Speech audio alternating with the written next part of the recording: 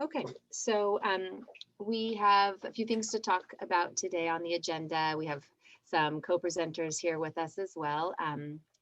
Jonathan Snapcook, who's been leading these workshops with us, is going to take some Q&A from you all, or he's going to see if anybody wants to share the things that you've been working on with your pollinator gardens. We have a presentation from Annika Neighbors from the UC Cooperative Extension on how to attract more pollinators into your garden. We're going to hear from Alden Huff from Sky Mountain Permaculture about incorporating features like hugelkultur to capture rainwater. And then we'll come back to Jonathan, who will talk us through maintenance for your pollinator gardens. And then I'll share some ideas for how you can share your pollinator gardens with the world. Of course, there'll be plenty of time for Q&A after each presentation. We'll take questions. Feel free to put questions in the chat at any time, and we'll take them as they come. And then at the end, there'll be more time for Q&A. Okay, so with that, I think I'll hand it over to Jonathan. Well, thanks again for being here. Hello, and again, welcome to our third workshop in the Creating Pollinator Habitat workshop series. Really great to see some of the same people back again, and I think we have a couple of new people. So thank you so much for taking time to join us. Again, I'm Jonathan Snapcook with the U.S. Fish and Wildlife Service, and I work in our program called the Partners for Fish and Wildlife Program, where we work with private landowners to do voluntary conservation projects. So if any of you are curious about that program and would like to know more about it, we can certainly talk in the future. Let's see, the first thing I wanted to do was just to check in with folks and see if anybody had worked on any of the worksheets or homework items, or had just general questions from the last two workshops. So if you do, you can either type your question into the chat, or you can raise your hand and I'll call on you and you can go off mute and share your question.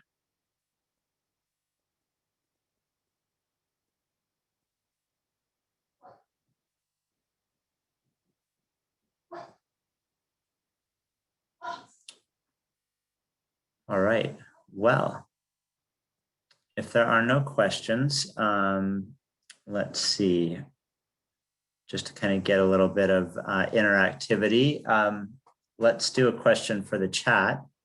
And I will just ask if anyone has started to see any monarch butterflies or caterpillars yet, and if you'd also put in your general location with that, that would be great. All right, we had one question come in. Are the recordings for this, where are they located? I think we're going to put them up on the Resource Conservation District's website, but we have not had a chance to view them and do the quality control on those yet. But we will send out an email to this group when we do get those uploaded. We're getting a few responses in here. One person hasn't seen any yet. Over in Golden Hill, looks like Kyle has seen a monarch butterfly. And then another Pat saw one yesterday and a caterpillar today. Gabriel, sorry if I didn't pronounce that right, over at San Diego Park saw a monarch. And then I'm in Encinitas and I saw one over the weekend fly through, but it didn't stop to check out my little milkweed plants.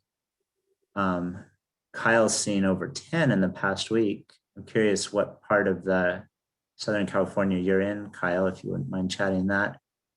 None over there in Claremont. Pat was in Oceanside. Christine is with us and she's seen 2 over by SDSU. And then Christina up in Orange County.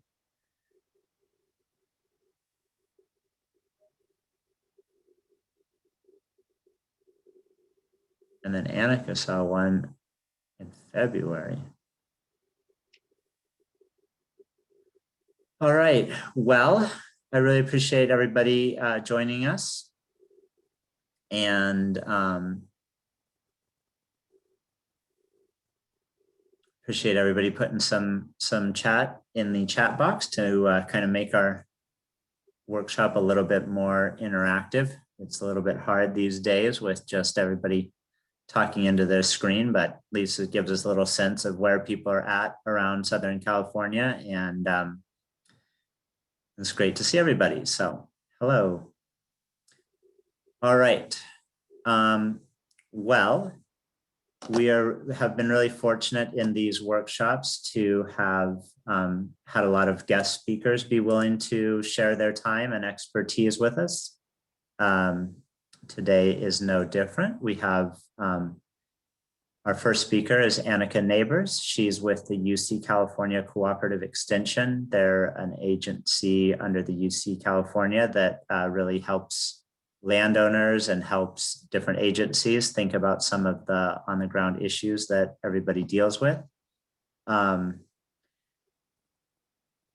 is going to talk to us a little bit about, the way I put it was thinking about pollinator habitat from the pollinator's point of view. She's an entomologist and spends a lot of time thinking about pollinators and how different plants attract different pollinators. She's going to talk to us a little bit about the difference between honeybee friendly and native pollinator friendly and help us think a little bit about plant selection. So if you don't mind, what we'll do since we're recording is we'll just have everyone turn off their videos and mute their cameras, and we'll pass the floor over to Annika, and then we'll have a chance for some questions after she is finished. Okay, thanks so much, Jonathan. Really appreciate it. So I will share my screen and then we can get into the talk. Hopefully it'll be just about 10 or maybe 12 minutes. And then I think there'll be Q&As directly after, and then also a period at the end for just chat and Q&As. Is that correct? That's correct. Okay, perfect. Let me get my screen shared up then. Choo-choo-choo. Okay, let me just get this going. Okay, come on there. I can see it. Gotta adjust my settings. Okay, can everyone just see the first slide there in the front? Yes, looks good. Yeah. Okay, perfect. All right, so thanks everybody for attending, and thanks for your interest, because these little pollinators are very important. So as Jonathan basically already introduced me, so I'm pretty good on my introduction, but my name is Annika Neighbors. I'm with the University of California Cooperative Extension San Diego office. And we have a lot of resources available for homeowners, gardeners, anybody who wants to help out pollinators. And we're actually developing a new website segment based on that. So it won't be ready for a little while, but Jonathan, maybe I can give your workshop attendees an update of when it will be ready, and that'll have a lot of resources and like local stuff. So okay, awesome. So if we're choosing ornamentals from a pollinator's perspective, we really have to go back to basics and think about what makes plants attractive to pollinators. I'm sure a lot of you already know, being kind of pollinator aficionados at this point, but essentially both plants and pollinators get something out of their mutual relationship. Plants, of course, can't move. So in order to tempt in animals and things that do move, in order to reproduce, they need to offer resources to those animals that make it worthwhile. So of course, nectar is a big one. Pollen also provides protein, but also shelter is made available, nesting resources like leaves and petals, and even floral volatiles like the aromatic oils. Some insects use that as well. So this mutual relationship is so effective that about 70 to 90%, different studies, but up to 90% of all flowering plants on Earth actually need pollinators to reproduce. Plant pollinator mutualisms can be found on every continent except Antarctica. So this is a very, very old and stable form of ecological mutual relationship. So there's a variety of resources that pollinators can obtain from plants. However, not all pollinators are created alike. Let's zoom into Southern California, because that's where we're talking about. And this is the pollinator that most people think of when they think of pollinators, the honeybee. What a lot of people don't know is that honeybees are actually not native to California or even North America. They're originally native to Africa, Europe, and Western Asia. They've been here for less than 200 years. But in Southern California, they actually make up the bulk of visits to both ornamental and native plants.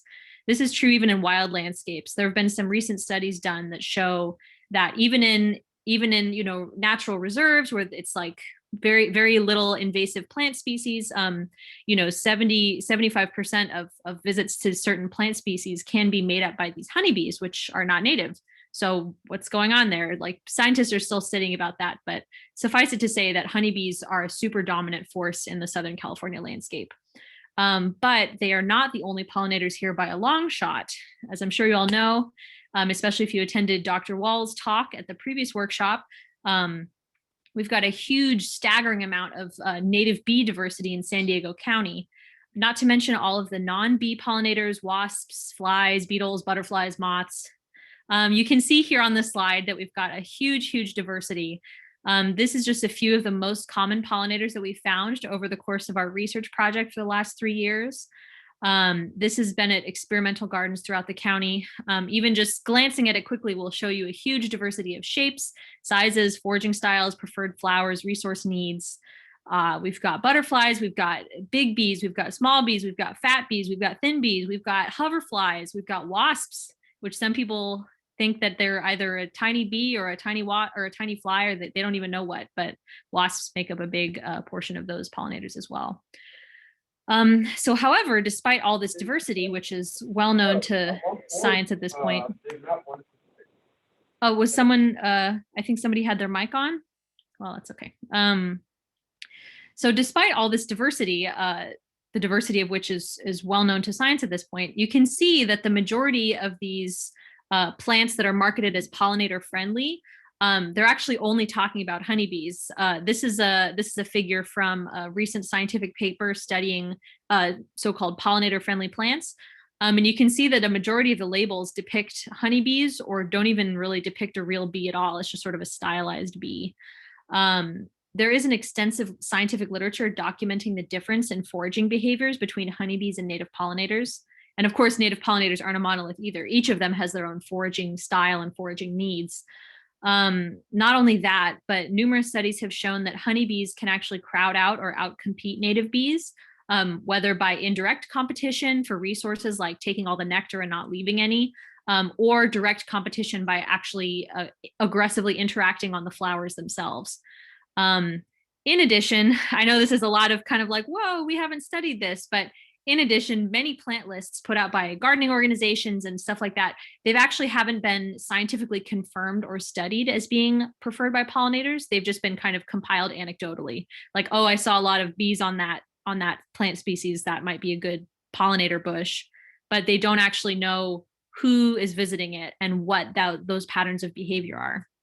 So suffice it to say that good for plants that are good for honeybees, good for native pollinators, and good for pollinators in general are not necessarily synonymous. So if you don't care what types of pollinator visit, you just want to have a ton of pollinators visiting, just plant whatever bee friendly or pollinator friendly plants you like, as they have been confirmed to be visited by something. But if you want to support native pollinator populations, just looking for that pollinator friendly label is not necessarily going to be enough. You need to actually plant some species or cultivars that honeybees don't like, so that the honeybees don't crowd out and outcompete those native pollinators. So if that's the case, how do you then determine which plants attract which specific pollinators? Long story short, you stare at plants for 3 years in a row. So pictured is one of my students at the San Diego Botanic Garden. He's now in his PhD program at a university in Louisiana in ecology. So we studied the pollinator visitation of a wide variety of common ornamentals, both native and non-native plants, and we wrote down every visitor that showed up, identified them to the best of our ability, and then analyzed that data over both time and space, because pollinator visitation varies both from the beginning to the end of the season, as well as in space across the different sites that we studied. So I know this is everybody's favorite part, hearing the plant lists. They want to know, what should I plant? But I want you to take the following lists with a grain of salt. We only studied one cultivar per species, and the research program that funded this project, others have done studies and have found that even different cultivars in the same species have vastly different visitation. So just as one plant species cannot be identically replaced with another, so one plant cultivar cannot necessarily be replaced with another, because each of them offers different resources, right? So all that being said, here is some of the species that we've found that native plants that native pollinators really love and are attracted to. Essentially, the overall message is just to plant a huge diversity of different stuff, because there are so many different types of native pollinators. They all need different things. So trying to just get a diversity of stuff that flowers early in the season, late in the season, etc. Ceanothus is a popular one. California buckwheat, big perennials with a high concentration of floral density is always very attractive, simply because it's like a bonanza of resources in one place. Yarrows, sages, pensimons. Although toyon took a few years in our study to get established, so we only started getting real visitation in the last year, that one had a huge diversity of visitors, including a bunch of really cool wasps and native bees that I haven't seen on other stuff. So I would highly recommend toyon. And then plants for pollinator specialists. Some species of bees only like to visit a couple species of plants. They have this very close mutualistic, closely evolved specialized relationship. So for example, cactus bees, mallow bees, those are going to be, you're mostly going to see those visiting mallow. So if you want to have that kind of specialist, if you want to support those specialist bee populations, you're going to be planting mallow. Same thing with squash. There's a type of squash bee native to the area that only likes to visit squash. So if you want to see that one, you should plant some squash. Another fave that is not as much commitment as a big perennial bush is California poppies. Everybody loves them. Honeybees love them too, but I've seen a ton of great bumblebee and native bee diversity on that one. And again, not all native pollinators are created equal. Essentially, you want to think about what goal you want to achieve in supporting native pollinators, as well as what goal you want with your garden, like what the outcome is that you want to have, and then pick plants that will suit that goal. Because just saying these are good for native pollinators is really a generalization. So that's all natives and stuff. So what about non-native ornamentals? Even if you don't want to plant all California natives all the time, I totally get it, but non-native ornamental plants can still be a huge resource for pollinators in your garden. Generalist pollinators, not like those specialists where they've evolved this special relationship, but generalist pollinators who can extract resources from a wide variety of flowers and plant species. There's actually a ton of those too, and that's very important diversity as well.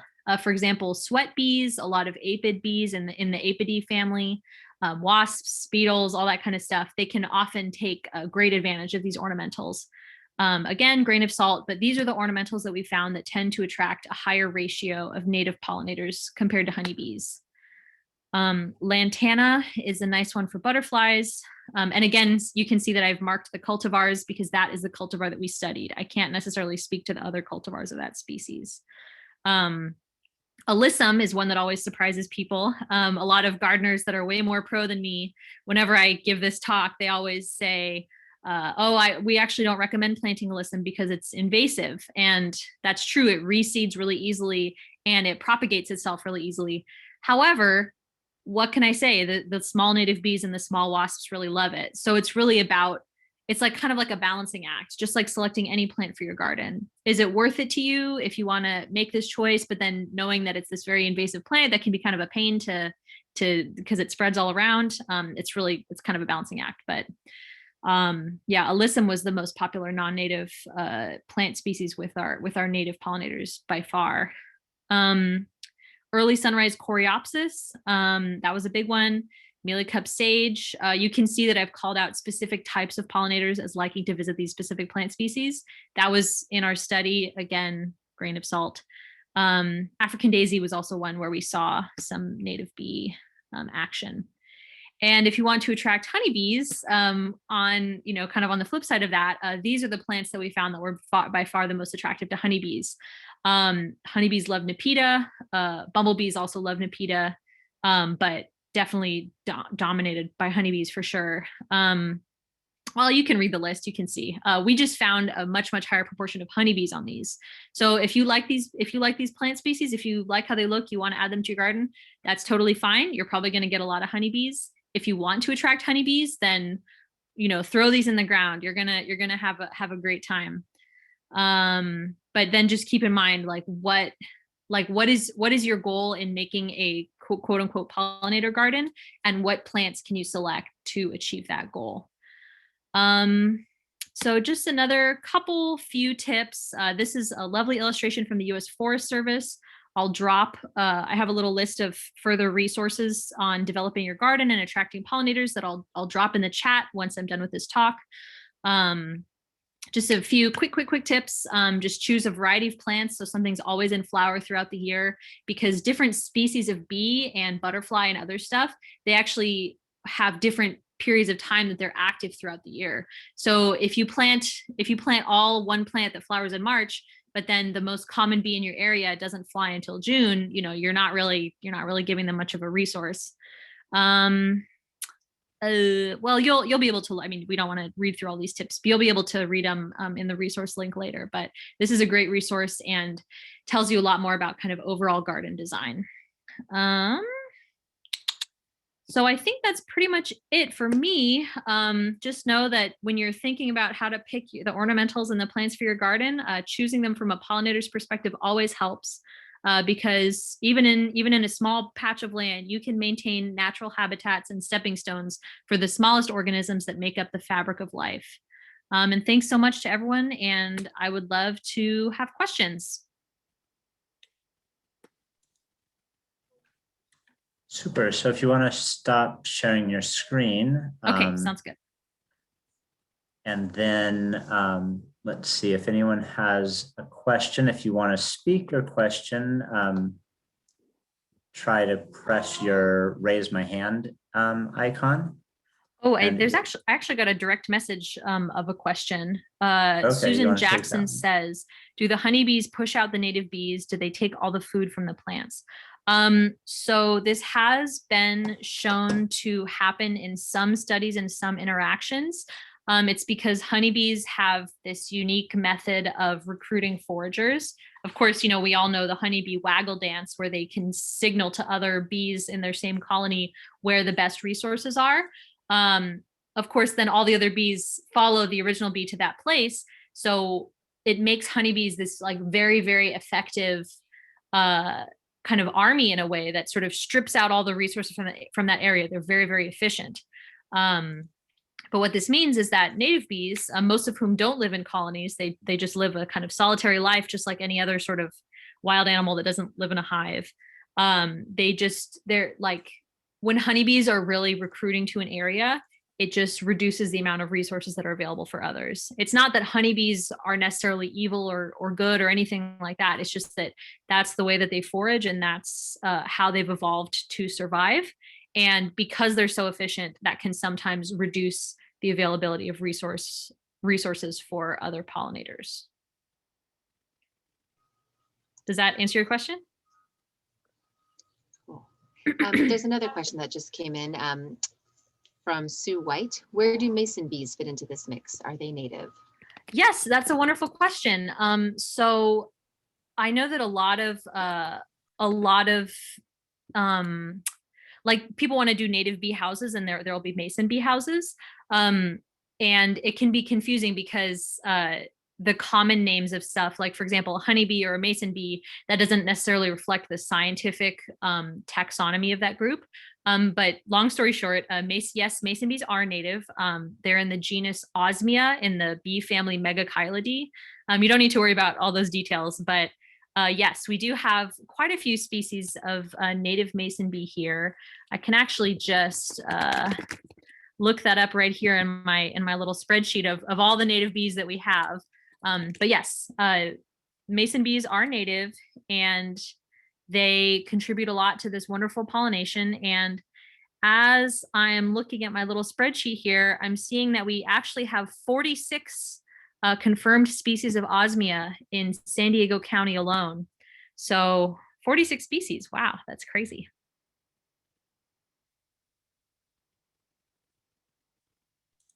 So Annika is going to share her list of resources Oh, yes, with that's us. right. All right, I'm going to just but drop that in the chat really quickly. Yeah, I'm especially curious to see that graphic that the Forest Service put out. That looked really helpful. Yeah, that one's under, it's called U.S. Forest Service Info on Gardening for Pollinators. I'm uploading the file right now.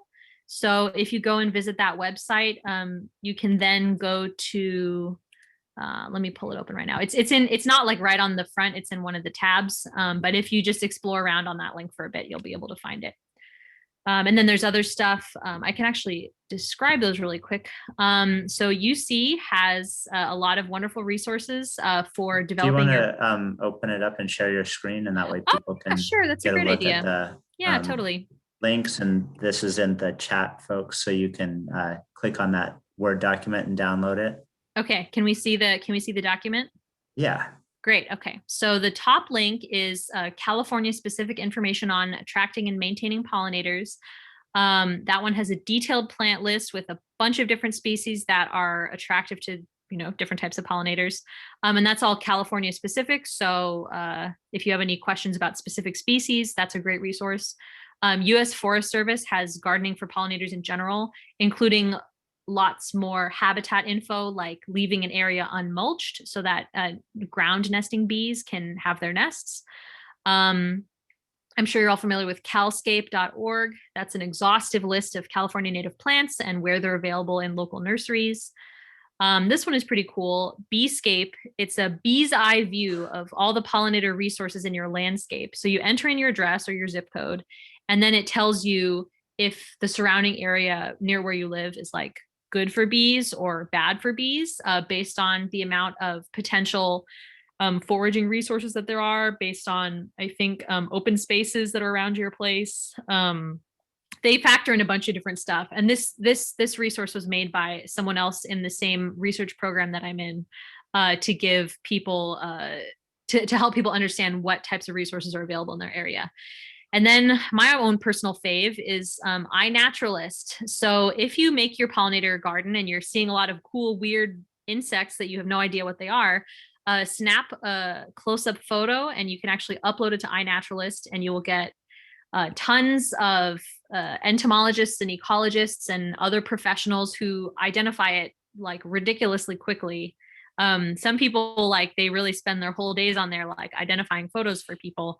And then you can, not only can you get IDs of cool stuff that you haven't seen before, but you can also help contribute to science, because every time you take a photo, that's proof that organism existed in this spot in this time. So that is literally a data point that contributes to science. So I would highly recommend that everyone sign up for iNaturalist, get the app on your phone, and start discovering what cool stuff lives in your backyard. All right. Well, thank you so much, Annika. Really appreciate you taking the time to be part of our workshops.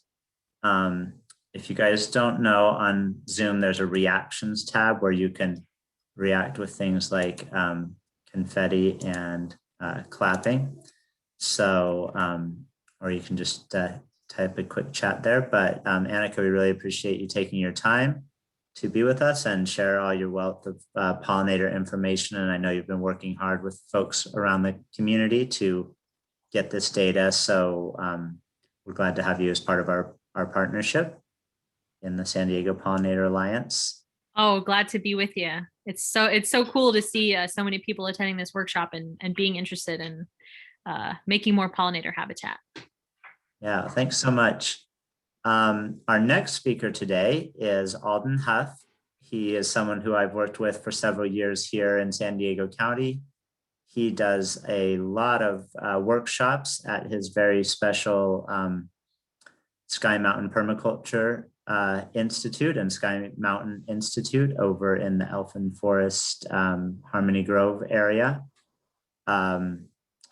Normally we would probably have this workshop out at his place, but you know, given things as they are, Alden has generously put together a slideshow on a specific technique, hugelkultur. And also Alden is our sort of sustainability specialist in our installations of our pollinator gardens and thinks about rainwater harvest. So he brings a lot of creativity and also helps to reduce the cost and save resources as we put in pollinator gardens. So he's a great person to connect with and to watch for future workshops. Alden, I'm going to pass the floor over to you. Okay, thank you. So I'm just waiting for my presentation to be put up there. There it is. So I want to talk about what we can do to create different pollinator habitats in our gardens using rainwater harvesting and hugelkultur, which I will describe very shortly. So let's go to the next slide. So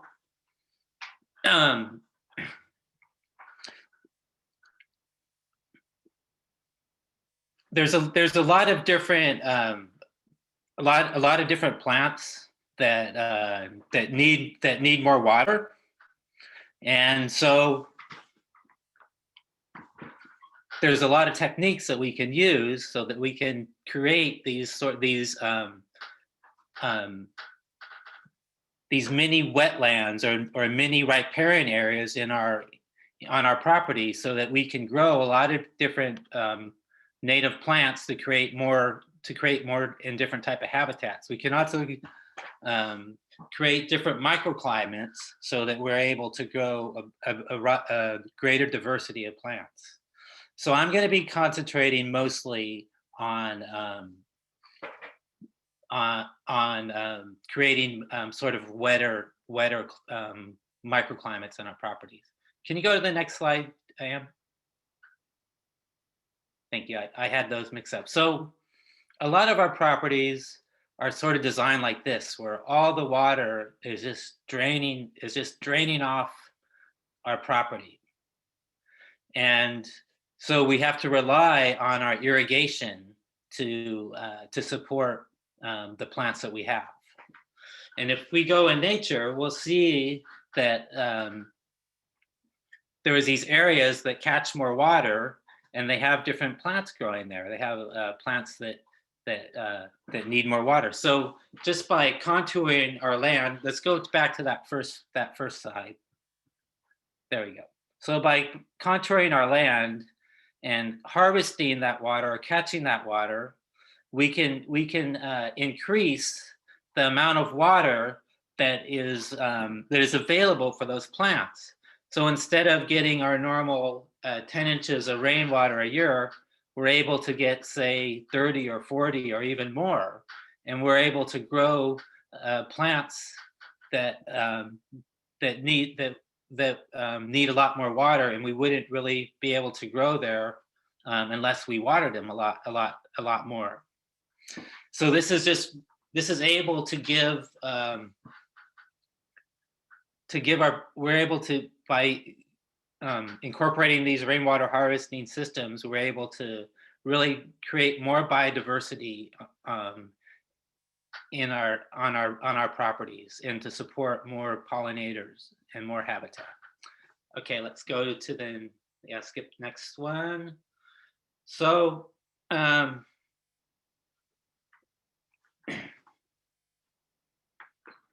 we have all this water that's coming off of our roofs and our hardscapes, and we can just divert that water into depressions or swales on our property, so that water slows down and sinks into the ground, and so that the roots of the plants and the mulch and microorganisms start to create a sponge, so that water stays around longer, and those plants are able to survive longer and longer without irrigation, or not needing irrigation at all. Okay, let's go to the next slide. So when we start infiltrating water into the ground, as the plants and their microorganisms grow, they create a sponge, and that keeps the water around longer. But we can do something else so that we can create more of a sponge and keep that water around even longer. And so that water harvesting that we're doing, we can increase the amount we're able to harvest and the length it's able to stay in the ground. And we do that by a method called hugelkultur, which is a German term that means hill culture. And basically what it is burying wood. So by burying wood with with layers of compost and mulch and bigger and smaller wood particles, as that organic matter starts to decompose, it turns into a sponge and nutrients for your plants. The sponge is able to hold water, and the nutrients become available for your plants. It also becomes like a hotel for microorganisms. And so as your gardens start to mature, the fungi, the mycorrhizae fungi in the soil from all the different plants and start to connect with other plants and with that hugelkultur, the moisture and nutrients in the hugelkultur, and those nutrients will slowly and that water will slowly get spread throughout your whole garden, so that over time you're going to be benefiting all of the plants in your garden are going to benefit, not just the ones that are planted right behind. So this particular hugelkultur bed is at our fair demonstration garden. And what we've done here is that mound there is where the wood is. And if you look on the side, you'll see all the rocks. Well, that is for harvesting some rainwater. So what I try to do when I make my hugelkultur beds and my buried logs is I try to harvest rainwater so that the rainwater will help hydrate the hugelkultur bed, so that the microorganisms will start to break down the material for a faster and longer time, because water is the spark of life. The more water that we have in our system, the more nutrients are going to be shared, and the happier your garden is going to be. There's going to be more disease resistance, more drought tolerance, and so forth. Okay, let's go to the next photo. So this is that exact same hugelkultur bed that we were looking at about 2 years later. So you can see that the plants have really taken off. In the very front there, you can see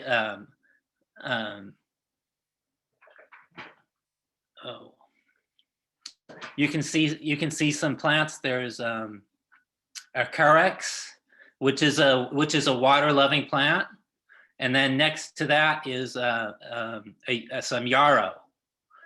And so that carex is we actually have a gray water system from the from a kitchen sink. So by using that gray water, we're able to grow a carex, which really needs a sort of a riparian area to survive. And so when you make these depressions for harvesting the rainwater, you're able to grow these plants that you wouldn't normally be able to grow without a lot of water. You see there's a big native grape growing there. Grapes are sort of a riparian type of plant in riparian areas. All right, let's go to the next slide. All right. So when we create these rainwater harvesting rain gardens. In this area, in this particular example, it's a basin. And so the plants that we would plant at the bottom of the basin, they would be plants that are accustomed to more water. They would need to be able to handle being periodically flooded and to have wet feet. So when we make these, when we make these depressions and areas to hold water, you can see, so at the bottom we have these, really water needy plants. As we move up, we go to the lower terraces. There's plants that need less water. So they could be like a California native rose, or if there was a bigger plants, it would be elderberry. So, and then as you go up higher and farther away from the water, then you can plant your more drought tolerant plants. So by planting the water first, you have a lot more choices of what you can plant. Let's go to the next slide. So this just illustrates, here's a small rain, and we see that the bottom of our basin is getting full of water, and it's watering those plants that need more water. Let's go to the next slide. And when we get a big rain or all rain, that water is starting, it's hydrating this whole area, and then the plants are going to be, as the roots of the plants create that sponge, that water is going to stick around there for a lot longer and be shared by the mycorrhizae fungi network with all the plants in the surrounding area. Next slide. So this is a hugelkultur bed,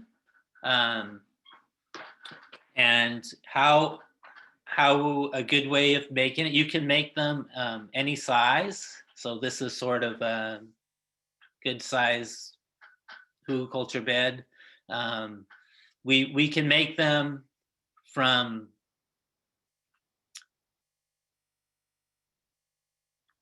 just a buried piece of wood under some ground, or we can make them 6 or 7 feet high, and they can be as long as you want.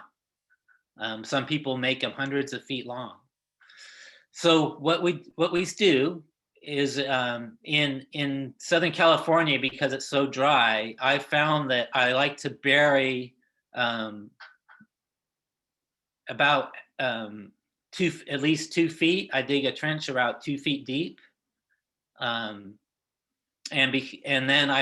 so I like to bury it because there's more water down there. It doesn't dry out as fast as if you just make the hugelkultur mound on top of the soil. Also, when you dig a trench, you have some extra soil that you can use to make it. So I usually dig a trench, depending on the size of my hugelkultur bed. And then in the bottom, I put my big pieces of wood. If I have hardwoods like eucalyptus or oak, I'll put them down there. And then I'll put some small wood chips, manure or compost, branches in between the logs.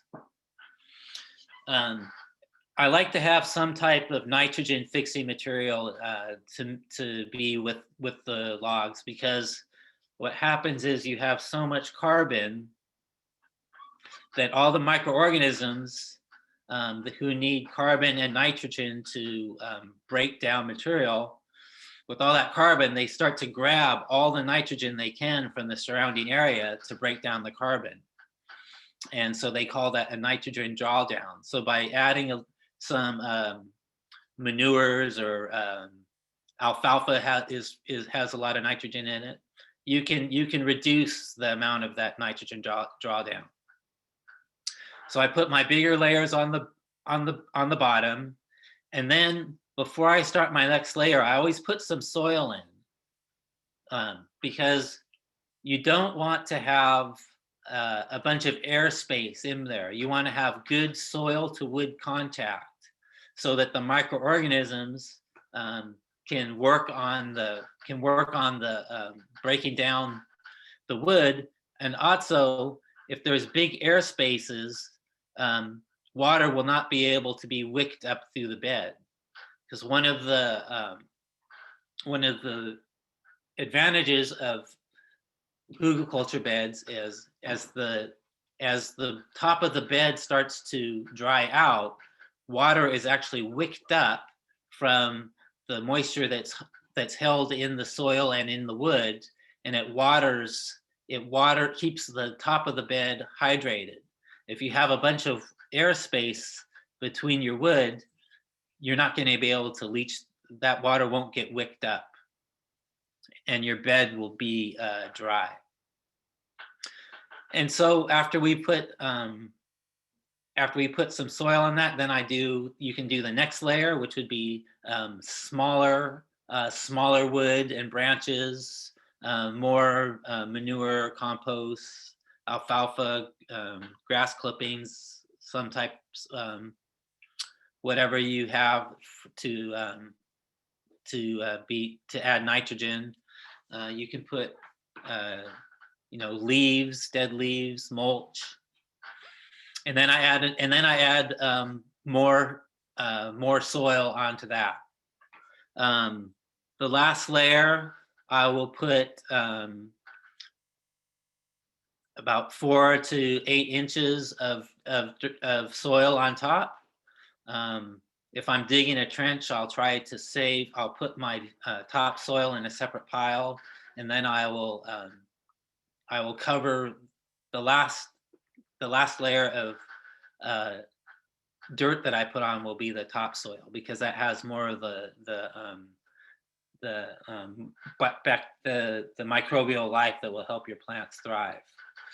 And so then we're ready to plant. So some of the benefits of the hugelkultur beds is we've talked about that they are able to the nutrients and the water that they store. There's also a lot of airspace in there, and roots actually need oxygen. So you have this sort of aerated bed. Also, if you have really clay soil or compacted soil, the hugelkultur beds will give you a really nice soil that for the plants to grow in, and also the plants that are next to it, they'll be able to have some loose soil for their roots to go in, and nutrients for them to consume. Okay, let's go to the next slide. So here's some of this. Here's a hand dug swale that one of the Pollinator Gardens we did. This one happens to be at Sykes Adobe. So we're digging our trench to the picture to the right, and then to the picture to the left. This is after a rain. You can see that our swale is full of water. That water's starting to get infiltrated into the ground, and it'll feed the logs that we are burying. So in this particular swale, we dug a trench and we put the logs in it, and then the berm, as you can see on the swale to the left, has logs in it also. So that water that's getting caught there is going to hydrate our hugelkultur bed, so that that water is going to stay there for a lot longer and keep those plants happy for a longer time. Okay, next slide. And so this is what happens when a swale catches water. So a swale is basically a ditch on contour. So it means that it's a long ditch. You dig a ditch and you put the soil on the downhill side. And that when the water comes in, the swale, it fills up like a bathtub, and the water infiltrates into the ground, and then it moves down slope. So everything down slope of your swale is going to get hydrated. And over time, your swale can create a lens of water or a perch aquifer that will water your garden for the whole year. So yeah, so that's how the swales work. Okay, next slide. And so there's a lot of water available to this. This is at my house in Escondido, and every time it rains, there's a furrow creek that runs down the road that we live on. We just have this massive amount of water that comes pouring down our road. And so I think, okay, I can't just let all that water go down to the ocean. What can I do about it? Next slide. So what I did is I did some curb cuts in the road, and I put these pipes, and these pipes went over to a swale, and in the swale I buried a bunch of wood under the mound, so it's what we call a hugelkultur swale. And so whenever it rains, I can just put a sandbag in front of those pipes. Can you go back to the next photo for a minute? You see how I have that sandbag there? So that sandbag in the beginning, the very front of the photo, is channeling the water into those pipes. All right, the next one. And then the water goes into the swale. And then the pipe on the left, if when the swale overflows, that takes the water to another basin. If I want to stop that water, not shown in this photo, as I just turn those 90-degree elbow fittings, I just turn them up, and then they'll be higher than the road, and water will not be able to go into the swale. Okay, let's go to the next slide. So here's the swale. The water is coming in. If you look to the right, you'll see a basin with a little behind the telephone pole, and you'll see a little white pipe going into that basin. So that's where the overflow from that swale will go. And then if that basin overflows, the water will go back onto the road. So I have a system. I have a backup system. I always have an overflow so that the water can go back on the road. I don't want it to be out of control and start flooding all of my property and my neighbor's property. I have to be able to get it back on the road. All right, let's go to the next slide. So here is another gorilla rainwater harvesting system I have. If you can look on the left, the picture on the left, I don't know if you can see it too well, but what it is I've just put a concrete block out there, and what I have is a trough with a grate on it, and that grate goes to a pipe. So I divert the water into that grate, and then at the end of it goes to the pipe. And then if you look on the right hand side, you'll see that there's 3 basins. So the water in that pipe goes into the first basin, which will overflow into the next basin and overflow into the next basin. And then I have it so it can go back onto the road. And so that water will go into these basins. What I've done is I've dug these basins about 2.5 feet deep, and then I've put wood, manure, and soil into them so that they are created this sponge, so they'll keep that water there longer to hydrate the plants that are planted next to them. Let's go to the next slide. So that's where those basins are. That's what it looks like today. These poppies, I have poppies almost all of last year I had poppies. They just kept on going without being irrigated. And then I have some citrus trees there that are benefiting from that water. So instead of that water going out into the drainage system and out to the ocean, we're able to use it. And there's just a bunch of houses on my street could be using all that water. I could have harvested that water and brought it down to my neighbor's property who lives below me, and then they could have overflowed it back into the street down there. So we have a lot of water coming down when it rains, and a lot of potential to do a lot more with it. Okay, let's go to the next slide. Another thing that I like to do is we use old wood. In this particular place, this is on the picture on the left is our pollinator garden at the Del Mar County, the San Diego County Fair. And we use eucalyptus logs to make an arbor for our native grapevines there. What we've also done is we've used eucalyptus logs to make raised beds. We've just put them in vertically right next to each other.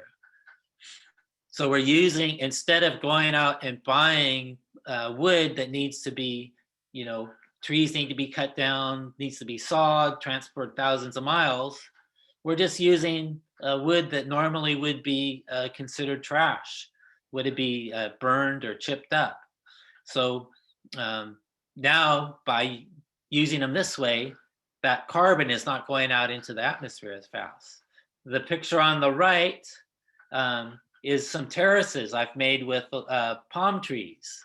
So eucalyptus, palm trees, really great for making terraces. And that's a hugelkultur bed that terrace is holding up there.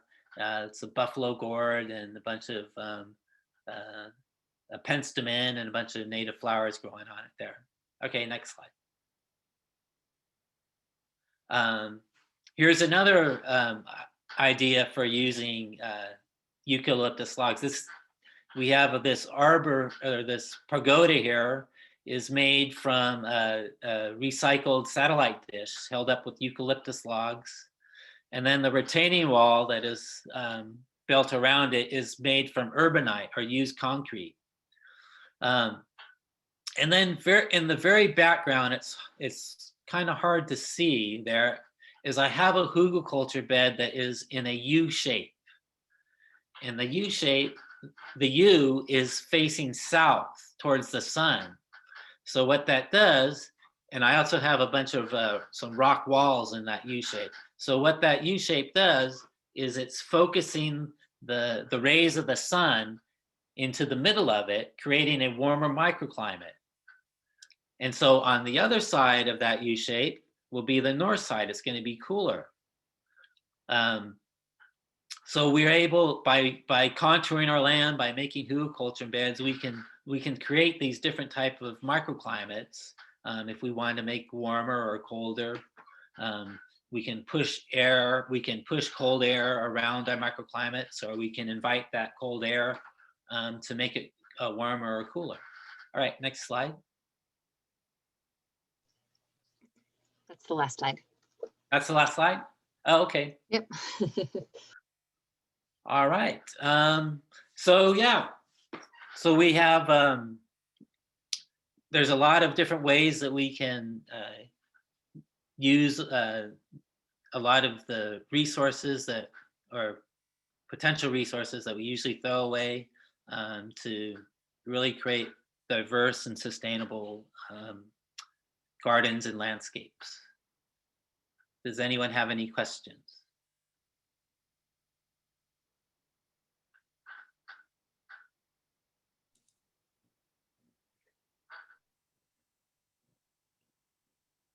Let's see. Does anybody have any questions for Alden?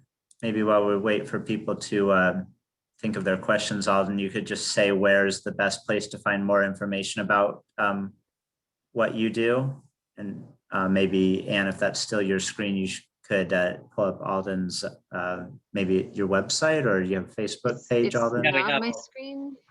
I think it's, I'm gonna stop that.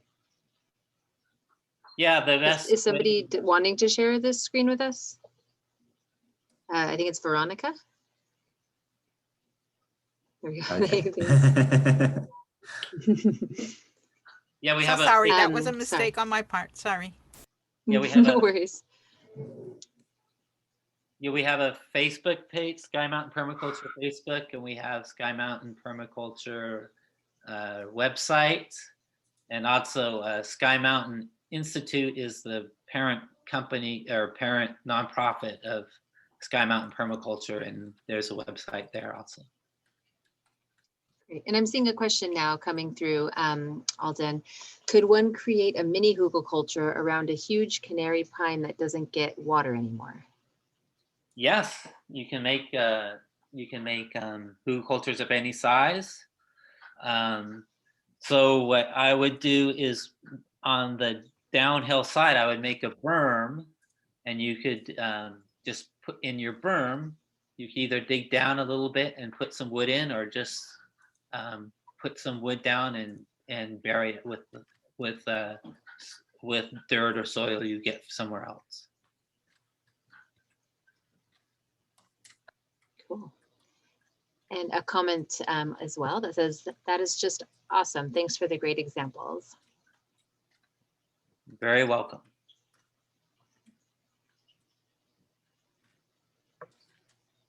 Oh, great. Thanks, Jonathan. Jonathan just shared Sky Mountain Permaculture's Facebook page there in the chat.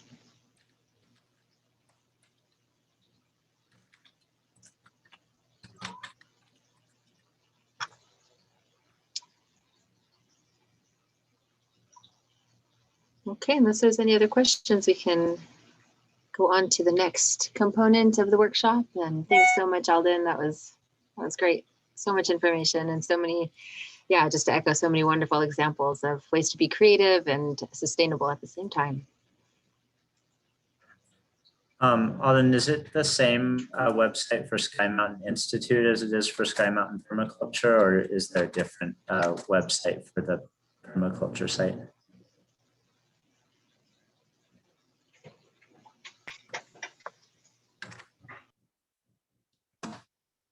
I'll go ahead and put the Sky Mountain Institute. You can see a photo on this website of the landscape that Alden is working with there. And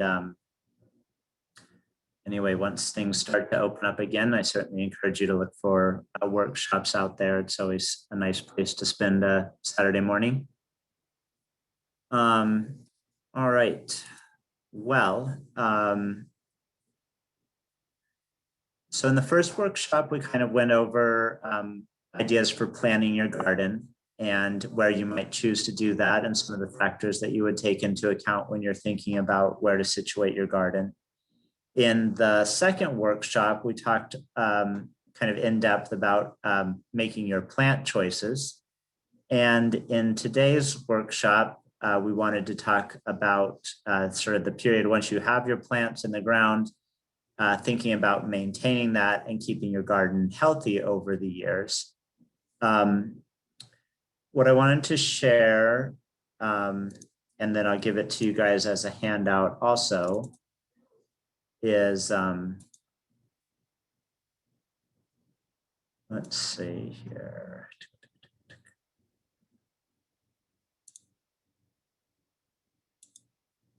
All right. I wanted to share this handout I'm going to give to you. In this handout, I didn't include a lot of information about what you'll actually be doing for maintenance, because I kind of want you to start thinking ecologically about your garden and thinking sort of in cycles, because I think what's important about having a maintenance plan is that you kind of have it 1 or 2 months in advance what you're going to be doing, so that your garden doesn't get away from you. You know, a couple of different ways your garden can get away from you is, one, all your plants wind up overgrown, or two, you know, you kind of forget to check in with them and make sure they're getting enough water in that, you know, springtime if we're having an unnaturally dry year. So what I wrote down here was just kind of off the top of my head, but what plants are naturally doing during these different parts of the year. I started with October through February because I kind of think of that as being the dormant season that we're just coming out of now. And, you know, we do get the winter rains, but for the most part, plants are still kind of in that dormant period. But towards February, plants start to come out of that. So I put kind of in that early spring, late winter, plants in Southern California are starting their spring growth. And then some of them even start flowering in March and April. One of the things we talked about in the plant selection was to spread out the blooming period over the course of the year. So in April, we certainly have our early season flowers. And even here in March, we're starting to have early season flowers like on the white and purple blooming ceanothus. I've seen a lot of those, the wild cucumber and some others. And then June to August is kind of, or May to June is sort of when I think of the mid-season flowers. You know, most of our annual species are flowering this time of year when they're getting a little bit of moisture still, our sun cups or Camazonia. What else? Things like red maids, different kind of early to mid-season flowers. And then we have a few late bloomers, June through August. I think of like tarweed in the aster family, but also a lot of times our narrow leaf milkweed is blooming late in the year. And so mostly I'm talking about annuals, but in Southern California, perennials are certainly an important part of our annual blooming. You know, right now I'm seeing a lot of monkey flowers, seeing those ceanothus as perennials. And then as we move through the year, you'll see some others.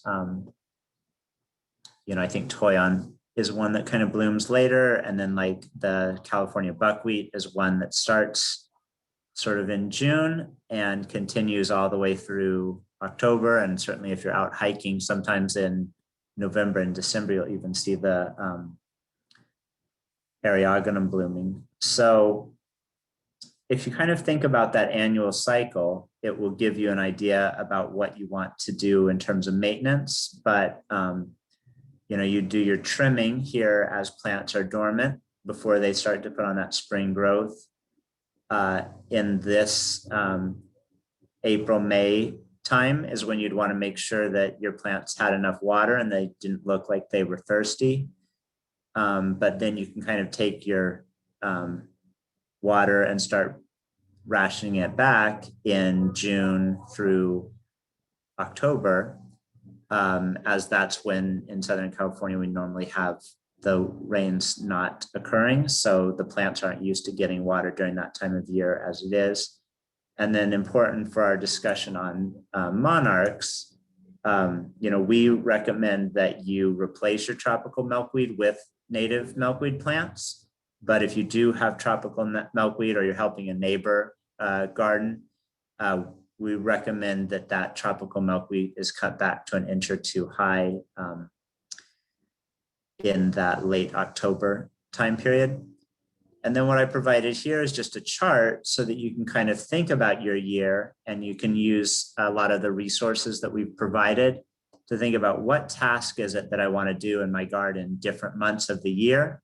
And so you can put down the months or the time frame, the task that you want to do, and then your notes about that.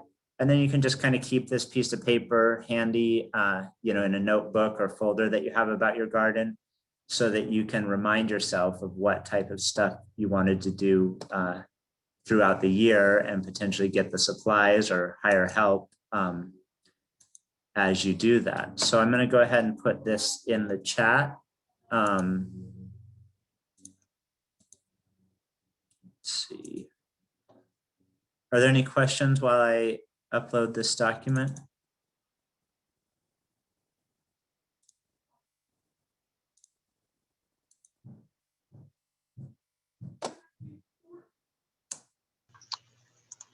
Jonathan, do you want to say anything about leaving like seed heads on the plants, or is it good to trim them off or leave them on? Oh, that's a great question. And okay, so you know, a lot of what we're doing is creating a habitat for pollinators and for insects. And so, of course, you know, in a normal kind of city garden, you're going to take, as soon as your flowers have stopped flowering, you know, you'll deadhead them, cut off those blooms as they start to droop. And, you know, you'll keep that ground kind of clean. So in a pollinator garden, you want to do it a little bit differently. It's good to keep at least some portion of the old flowers on, or if you do deadhead them, you can find, you know, an invisible area, you know, maybe behind a shrub or a rock where you can put those dead plant parts down, and they make good houses for different sorts of insects. Also, a lot of times with native gardens, we're encouraging people to mulch the ground, but then you also do want to have some bare ground areas. But, you know, you want to keep your garden looking nice if you're into that sort of thing. And so you don't want to not maintain it if a nice look is what you're going for, but you might just really focus your trimming on the front row of the plants, the stuff that people are most likely to see, because a lot of times you can let some of that wildness go on in the back row and no one will ever notice it. And the insects will be happy to have the a bit more natural setting. So.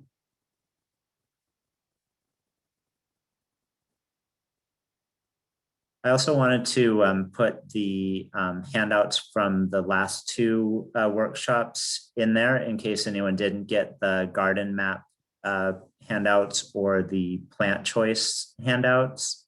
And then at the second workshop, I provided that Excel sheet that was a little bit more detailed on some various pollinators. The information that Annika provided is really good and a great lens to look at these different plant lists through.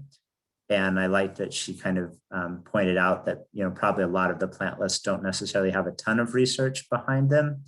So, you know, a lot of what we're talking about is spreading out the floral bloom.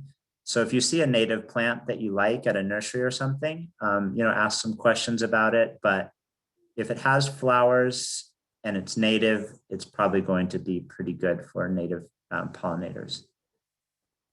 We had two more things that we wanted to do today. Anne is going to share a little bit of information about what to do once you have your garden and ways to share it or signs to get for it and how to register it as a Monarch Way Station.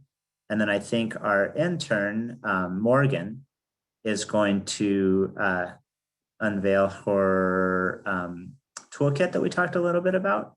And I will put the actual toolkit file in the chat. So, and what order do we want to do that in? Why don't we, Morgan, do you want to go ahead and introduce the pollinator toolkit that you created, since we're kind of still on the topic of plants and things, and then I'll wrap up with the last section. Yeah, that sounds great. I'm going to go ahead and share my screen with you guys. Just to introduce myself, my name is Morgan and I'm an intern at the Resource Conservation District. And I worked with Anne and Jonathan on creating this toolkit to make it really accessible for people like you guys to create your own pollinator toolkit. So within my toolkit, I kind of intertwined worksheets into it to make it really interactive and accessible for you guys to kind of learn this information. At least for me and with my garden, I don't want to just read stuff. I want to make sure that I'm interacting with it and really understanding my garden and what's going on in it. So throughout this toolkit, it's kind of like a who, what, where, why kind of format that you guys will see. And I'll show you guys this. So this is one of the worksheets I created. So here you're kind of just like journaling about your expectations for your garden, what specific plants that you want to have, and what pollinators are you hoping to see.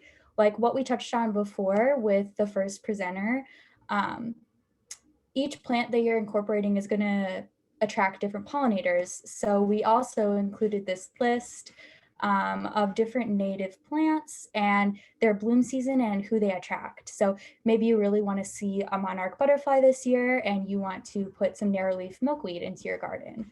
And then also here's a space for you to go ahead and draw your garden. And then to incorporate some citizen science into this, there is this worksheet that was also adopted by some students at Cal State San Marcos. And this is just a place for you guys to go out in your garden and to kind of to sit down and see what pollinators you're really attracting. And you can also write down like the temperature it was that day, the weather conditions, and how long you were out in your garden looking for pollinators. So yeah, we're gonna go ahead and get this out to you guys. And there's also a lot of interactive links within the toolkit, like learning more about your biotic zone, learning how to make a bee house, different garden profiles from this California Native Plant Society, just lots of different stuff, even like how to make a bug hotel, and just make your pollinator garden really creative and your own version. So I hope you guys like this. I hope it's useful for you, and we would love to hear what you guys think of it. And I will drop the link in the chat as well, so you guys can utilize it. I think Jonathan's also uploaded the PDF to the chat. Right on, He did. awesome. Yeah.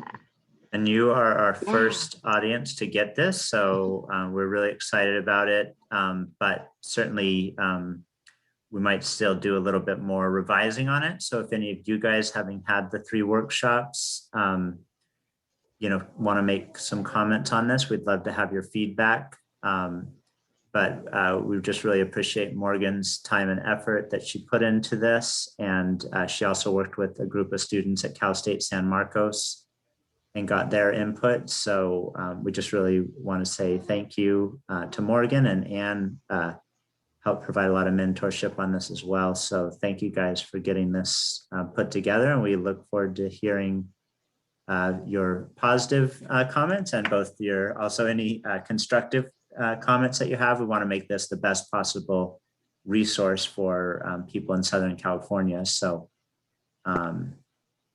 thanks, Morgan. Thank you guys. I'm excited to hear what you guys think of it, and hopefully you find it really useful.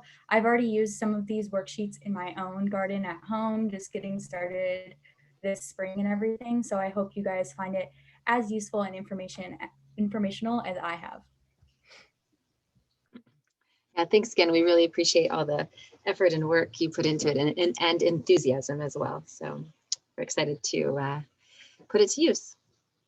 Okay, so we're all here because we're concerned about pollinators and want to do something to support them, and creating habitat for pollinators in our yards or in other spaces that we use is, a great way that we can all take action, whether it's a very small patio garden or a larger garden, a garden at your church or wherever it may be. But once you get doing this, you're going to see how beautiful it is as well. And you're going to start to see all the different pollinators and other wildlife that come to visit your garden. And so how can you share that with other people and inspire other people to do that too? I mean, I'm sure your neighbors are going to stop and look and ask you lots of questions. So sharing what you've learned and what you've done with neighbors and family and friends is a great way to spread the word and get other people involved. And now that you've done it, you'll be able to probably provide some mentorship and advice and guidance to them too, tips and tricks about what worked for you. Of course, if you're so inclined, sharing on social media, whether it's Instagram or Facebook or whatever other platforms you use, is a nice way to just, show people how your garden changes throughout the seasons and who's using it, and sharing kind of stories and scenarios that way. And as Jonathan mentioned, there's lots of different ways that you can kind of certify your garden or join the movement in other ways. So there are some programs that you can either certify your garden as a monarch way station or wildlife habitat through. So Monarch Watch is an organization that's focused on the monarch. You can apply to be a monarch way station. You do have to go through a certification, but it's showing that you have a certain number of milkweed plants in your garden, as well as other nectar plants that will support monarchs and other pollinators. And once you go through that and pay a small fee, they'll send you a sign that says Monarch Way Station. And you'll be one of the thousands of other monarchs way stations across the county, which is really, really cool. The National Wildlife Federation also has a certified wildlife habitat program. Same sort of thing. You would go onto their website, go through their certification process, and then pay a fee, and they'll send you a sign. A couple of other organizations have similar type programs. The Xerces Society has a pollinator habitat sign, and the California Native Plant Society has a native plant garden sign. So these are just, you know, ways to show people that are passing by that your garden is doing something to support pollinators and wildlife. Other ways you could share your, you know, stories about your garden or spread the word.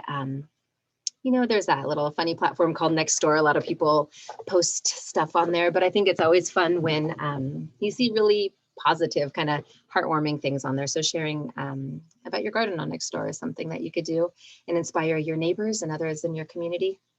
And then sometimes neighborhood association groups or HOAs are looking for presentations or information about ways to beautify your neighborhood. So maybe even approaching groups like that could be one way to spread the word. Lastly, there is a Million Pollinator Garden Challenge that you can all join. That's run through the National Pollinator Garden Network. And if you go onto their website, it's millionpollinatorgardens.org. You can join the movement there too and get your garden you know, registered to work towards that 1 million pollinator gardens across the country.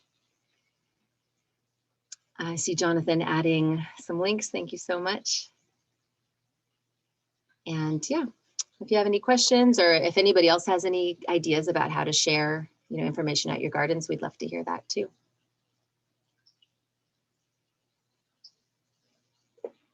Oh, thank you.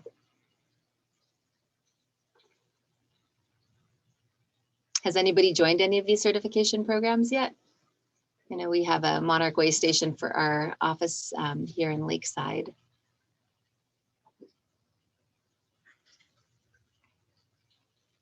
Ah, yay, Christina has. Oh, cool. I see another, Monica also has a Monarch Way station. It's really neat too, if you go on the Monarch Watch website, you can see a map of all the Monarch Way stations across the country and kind of see where there are concentrations and where more might be needed. It's kind of fun to track.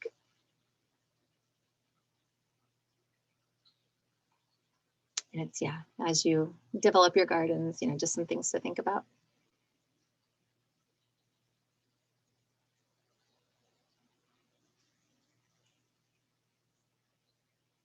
Great, okay. Any questions for any of our presenters from earlier today? Oh, thanks for the reminder, Jonathan. Yes, if you would spare a moment or two to provide some feedback to us, we'd really appreciate it. Jonathan just put the link there in the chat again. Yeah, any feedback for future presentations would be great. I guess since we're at the end of our workshop series, you know, if you guys want to if you want to show your video, and you know, we can feel like we might have been in a real workshop, but we are recording. So if you've got your sleepy face on, I don't know. But anyway, I really appreciate everybody joining us for the last couple of weeks. You know, we started off with our presentation at the California Native Plant Society, had a lot of interest there, and then did these 3 workshops, really had great participation from all of you. You know, we were able to show that one student's garden design. So certainly as you do your garden designs or as you have pictures of your gardening to share with us, send it over to myself or Anne. And again, I just want to thank everybody for participating. Great to see some people that I know on these. And, you know, there's a lot of stuff said about supporting pollinator health and habitat, and a lot of stuff said about conserving monarchs. But, you know, when you get right down in the dirt and start digging and planting, you know, that's one way that you can make a real difference in your backyard or in your community. So really appreciate everybody joining us today. And just if Anne or Alden or Annika wants to say anything else, and then we'll go ahead and close out the webinar. Thanks for inviting just me, to and say- thanks everyone so much. Really appreciate everyone being here. Yeah, thank you all. Yes. And we'll, sorry, Alden didn't catch that. I just said thank you, everyone. Just- Oh, thank you all. Hey, Colin, Christine. Well, great to see everybody. Hopefully we're in person and digging hugelkultur beds before long. So stay safe out there and keep supporting the And also pollinators. for Go ahead. anybody who signed up or registered interest in volunteering at one of the pollinator garden sites that we work on, or like receiving some garden mentorship, we'll be following up with all that over the next couple of weeks. So look out for some emails from us soon. Great. And thanks again. Thank you. Bye, everybody. Good luck with your pollinator gardens. Could I ask a quick question of the presenters? Is that all right? Sure. Yeah. Yeah, thanks so much. Good to see everyone. The question I have is whether or not, like, the San Diego Pollinator Alliance, for instance, is joined up with any larger networks of, like, national networks, for instance, of pollinator advocacy, or is it kind of a rather freestanding? We definitely link up with others across the state and the country. So we've participated in some of the Monarch joint venture networking calls and meetings, and also across California. For example, the RCDs, the Resource Conservation Districts, have a California association, and there's a lot of movement on pollinator work there.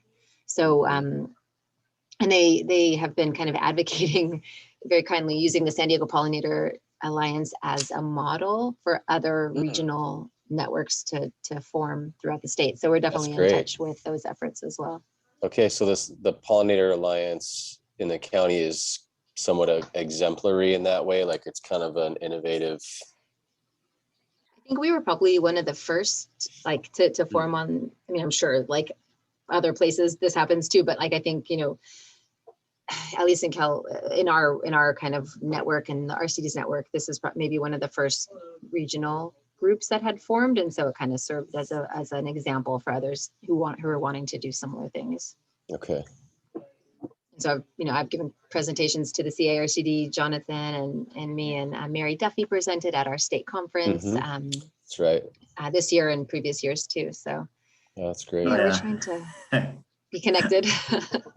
And of course, you made that great video for the Discovery Institute with our milkweed. We showed that when we presented at the conference, the state conference for the Resource Conservation District. So super exciting. Potentially what we did different that people want to use as a model is just sort of networking a number of groups and having a sort of a network model. I think a lot of individual organizations have been doing a lot of pollinator work for a long time, certainly Xerces societies and a lot of zoos and botanical gardens. Right. So that might be what they like in terms of the model. It's just like, here's a way to network. But if you know of other groups that would like to join us, certainly let them know Anne's contact or my contact, and then we can tell them when our regular meetings are, because we're sort of in a growing period right now. We've just been adding a few more organizations. So if you know of other people, the other thing we're looking for right now is potentially like 10 and 20 acre sites that want to do either specifically like native pollinator restoration, or farms and orchards that want to have a section or an effort to support pollinators. And would some of those sections be in any way related to like our NRCS or like, you know, supporting a, you know, getting hedgerows up with some of that funding? Or NRCS is part of the San Diego Pollinator Alliance. So we coordinate with them, and certainly they have a lot of great programs that actually provide that funding for the on the ground work. Yeah, that's great. Well, I just thought to share, I have an American friend who's based in Rome, Italy. And he's, I think, partly heading up the United Nations Food and Agriculture Organization's North America, or the International Pollinators Initiative. And he's the head of the North America division. So, Wow. you know, FAO focuses more on food, food crops, but you're having mentioned orchards is really interesting.